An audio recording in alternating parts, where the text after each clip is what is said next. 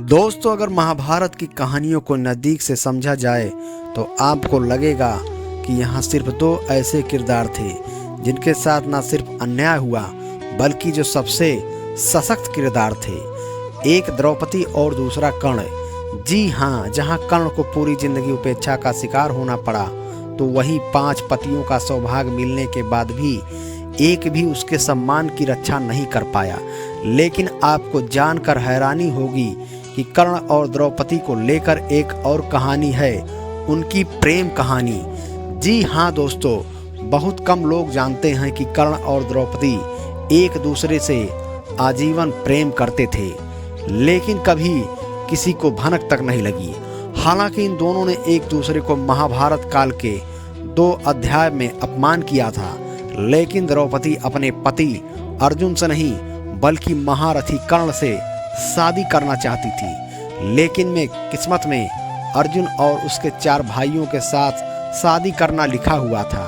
दोस्तों, आइए जानते हैं दानवीर कर्ण और पांचाली द्रौपदी की इस अनकही प्रेम कथा के बारे में। दोस्तों, द्रौपदी एक ऐसा वर चाहती थी जो सर्वगुण संपन्न हो, जो एक कुशल योद्धा होने के साथ नयन नक्श में अच्छा हो और हष्टपुष्ट होने के साथ वो उसमें नैतिक गुण हो और वो बुद्धिमान भी हो।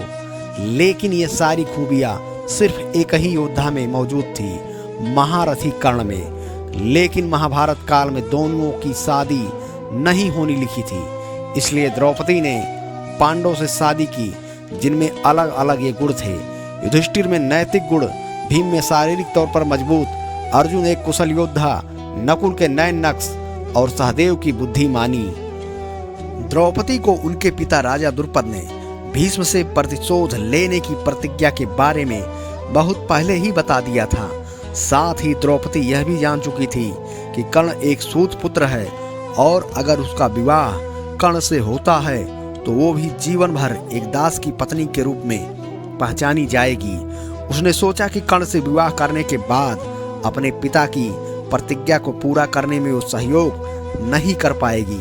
इस दुविधा में पड़कर द्रौपदी ने अपने दिल के बजाय दिमाग की बात सुनते हुए कर्ण से विवाह का इरादा छोड़ दिया। दोस्तों, द्रौपदी ने कर्ण का किया था अपमान। अपने आप से निराश हो चुकी द्रौपदी ने स्वयंवर में एक कठोर निर्णय लेते हुए कर्ण को सूत पुत्र कहकर अपमानित किया। द्रुपद पुत्री ने भरी सभा में कर्ण को कहा कि वो एक सूत पुत्र के साथ विवाह नहीं कर सकती है। इससे कर्ण को बहुत आघात पहुंचा कि द्रौपदी जैसी निडर और क्रांतिकारी सोच रखने वाली स्त्री उनका जाति के आधार पर इस तरह अपमान कैसे कर सकती है। दोस्तों, चीरहरण के वक्त इसलिए कर्ण थे मौन। दोस्तों, स्वयंवर में द्रौपदी से अपमानित होने के बाद कर्ण के मन में द्रौपदी के लिए कड़वाहट भर चुकी थी।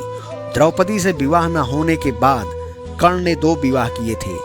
जब दुर्योधन ने दुशासन को द्रौपदी के वस्त्र हरण करके अपनी जांघ पर बिठाने का आदेश दिया था तो सभी खेल के नियम का बहाना बनाकर मौन थे। वहीं कर्ण भी स्वयंवर में अपने अपमान का प्रतिशोध लेने के लिए मौन रहे। लेकिन बाद में भगवान कृष्ण ने द्रौपदी को समझाया कि कर्ण के कटु वचन पांडवों की सोई हुई आत्मा को जगाने के लिए थे। दोस्तों, जब द्रौपदी को भी मालूम चला कर्ण के प्यार के बारे में, जब भीष्म पितामह मृत्यु शैया पर मौत की प्रतीक्षा कर रहे थे, उस समय महारथी कर्ण भीष्म से मिलने के लिए पहुंचे। उन्होंने भीष्म को द्रौपदी से आजीवन प्रेम करने का रहस्य बताया। जब वो अपनी प्रेम कहानी से जुड़ी विभिन्न घटनाएं भीष्म को बता रहे थे तो ये बात द्रौपदी ने भी सुन ली थी।